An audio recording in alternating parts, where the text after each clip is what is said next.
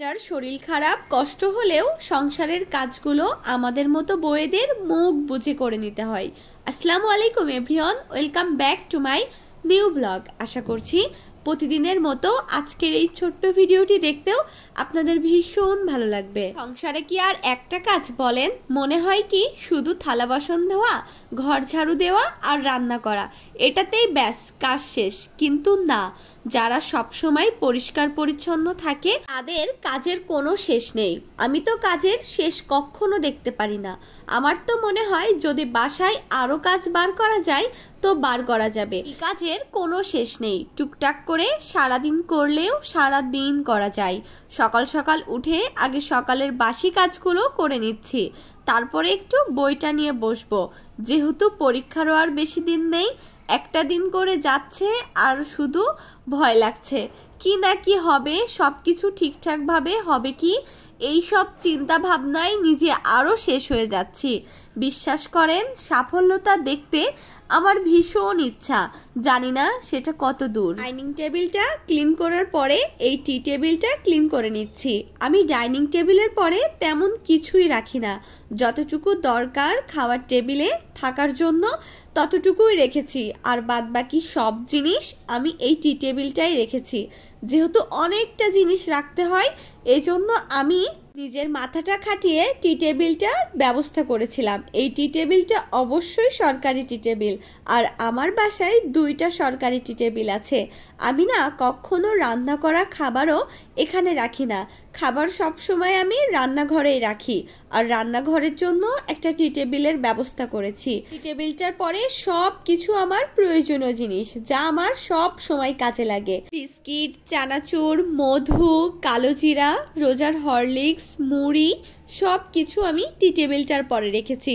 এদিকে দেখি ফ্রিজটারও অনেক ময়লা হয়েছে, তো ভাবলাম ফ্রিজটাও সুন্দর করে পরিষ্কার করে নিই।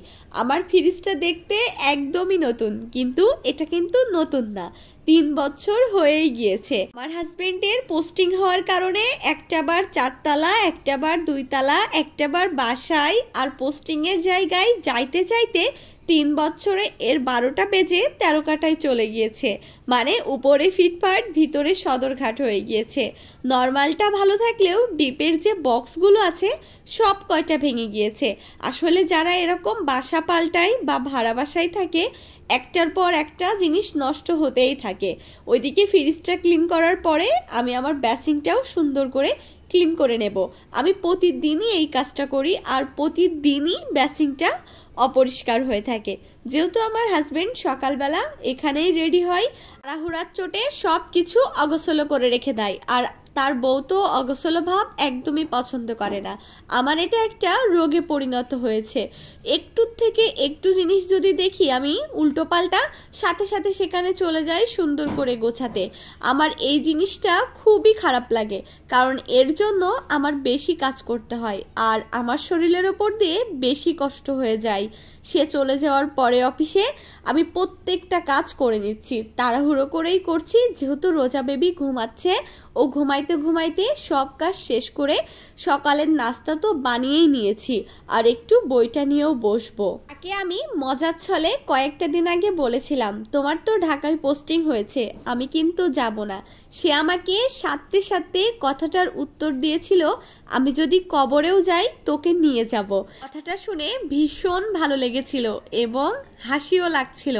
তখন আমি বললাম, হ্যাঁ, সাথে সাথে তো পার্সোনাল বুয়া তো নিয়ে যেতেই হবে, রান্না করতে হবে। আমাকে বলল, তোমাদেরকে ছাড়া আমার চাকরি করা একদমই সম্ভব না, কারণ এত মানসিক শারীরিক টর্চার সহ্য করা যায় না। আর আমার না একদমই আর এখন ভালো লাগে না এইভাবে কোয়ার্টারে কোয়ার্টারে ঘুরে বেড়াইতে, কারণ প্রত্যেকটা জিনিস নষ্ট হয়ে যায়, আর এখান থেকে ওখানে গোছাও, আবার ভেঙে ফেলো, আবার গোছাও, সব কিছু মিলিয়ে অনেক কষ্ট। তাই জন্য আমার মনে হয় আমার বাসায় সেট হওয়াটাই ভালো। আবার মাঝে মাঝে এটাও ভাবি, এই বয়সে যদি স্বামীর সাথে না থাকতে পারি কোন বয়সে থাকবো, এরপরে বাচ্চা কাচ্চাগুলো বড় হয়ে গেলে ওদেরকেও সেট করতে হবে, সব মিলিয়ে আর সময় করে ওঠা হবে না। আমাকে তো কোয়ার্টারে রাখছে, থেকে যাই, আরো কত ভাবিরাই তো আছে কোয়ার্টারে আসতে চাইলেও আসতে পারে না। ডাইনিং রুমটা সুন্দর করে গুছিয়ে নিয়েছি, রুম কয়টাও গুছিয়ে নিয়েছি, আর এইদিকে তো ওয়াশিং মেশিনের উপর দিয়ে ঝড় চলতেছে। আমি বাসা থেকে ঘুরে আসার পরে আজকের দিনেই 3 বার অন করেছি। ওয়াশিং মেশিনে কাপড় দিয়ে রেখে আমি ফ্রেশ হয়ে নিয়েছি। ফ্রেশ হওয়ার পরে এখন আমি রান্নাও করব, এজন্য সব কাটাকাটি করে নিচ্ছি। আজকে রান্নাই থাকবে আলু ভাজি আর তার সাথে দই কাতলা। আজকে একটু ভাবলাম স্পেশাল কিছুই করি, যেহেতু তার পছন্দ, আর আমি সব সময় চেষ্টা করি ছুটির দিনটা তার স্পেশাল কিছু করতে। তার জন্য মনে হয় আজকে তার ছুটি। তার ছুটির দিনে অবশ্য আমার একটু বেশিই কষ্ট হয়ে যায় সব কিছু মিলিয়ে, কারণ অনেক রান্না থাকে, যেহেতু শুক্রবারটা বাজার করে, সব কিছু মিলিয়ে আমাকে একটু ভ্যাবাচাকার ভিতরে পড়ে যেতে হয়। তো শুক্রবারে তেমন কিছু আয়োজন যেহেতু ছিল না, তাই ভাবলাম শনিবারটাই একটু তার জন্য তার পছন্দের কিছু বানাই। তো দই কাতলা করেছিলাম, সব কিছুই আপনাদের সাথে শেয়ার করব। আমি তো অনেক রান্না করতে পারি, এমন কোনো রান্না পারি না আমার হয়তো বা মনে হয় না, সব কিছুই আলহামদুলিল্লাহ চেষ্টা করি। রান্না তো চলছে, আর এই যে দই কাতলার জন্য আমি মাছটাও ভাজি করে নিচ্ছি। অনেক বড় একটা কাতলা মাছ নিয়ে এসেছিল, সেই মাছটাই রান্না করছি, অনেকটা বড়। আর আমার না বড় মাছ খেতে ভালো লাগে, যেহেতু আমি ছোট মাছ খেতে পারি না, গলায় কাটা বাঁধিয়েই ফেলি।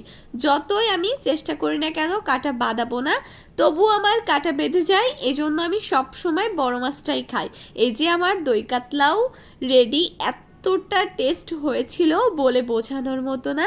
অবশ্যই তোমরা যদি রেসিপিটা চাও আমি দিয়ে দেব। খাবার সামনে নিয়ে তার জন্য অপেক্ষাও করছি, তার নাকি অফিস থেকে আসতে লেট হবে, আর আমার না এরকম টাইমে খুব কষ্ট হয়। ভালো রান্না করেছি, খেতে পারছি না, সামনে রেখে বসে আছি, এতটা খারাপ লাগে। দেখতে দেখতে একদম শেষ পর্যায়ে। তোমরা ভালো থেকো, আল্লাহ হাফেজ।